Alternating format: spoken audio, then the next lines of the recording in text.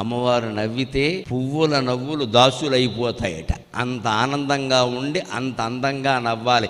ఏ ఇంట్లో ఇల్లాలు నవ్వుతూ ఉంటుందో ఆ ఇంట్లో లక్ష్మీదేవి నాట్యం చేస్తుందమ్మా. లక్ష్మీదేవి నాట్యం అలా నవ్వాలి కదా అని మగాళ్ళందరూ ఓ పట్టకారు పట్టుకు నవ్వమని చెప్పానా తోలు తీస్తా నవ్వకపోతే అనకూడదు. వాళ్ళు నవ్వే విధంగా వీడు ప్రేమించాలి. అది సమస్య.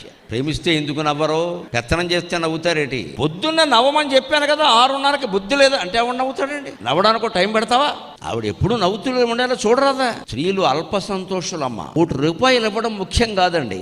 వాళ్ళు ముందు కట్టుకున్న చీరను మెచ్చుకోవడం చాలా ముఖ్యం. అది చేసి చూడండి. అనుభవమే చెబుతున్నా.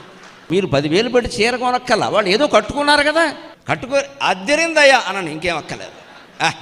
ఎంత నవ్వుతారో వెంటనే. అలా భార్య నవ్వితే అక్కడ సంపదలు ఉంటాయి. చేసిన పని బాగుందని చెప్పరాదా? వేరేది ఎందుకు? అప్పుడు అంటారు సహజంగా, ఇలాంటిదే ఇంకో 2 కొనుక్కుందామని అనే తర్వాత చూసుకోవచ్చు.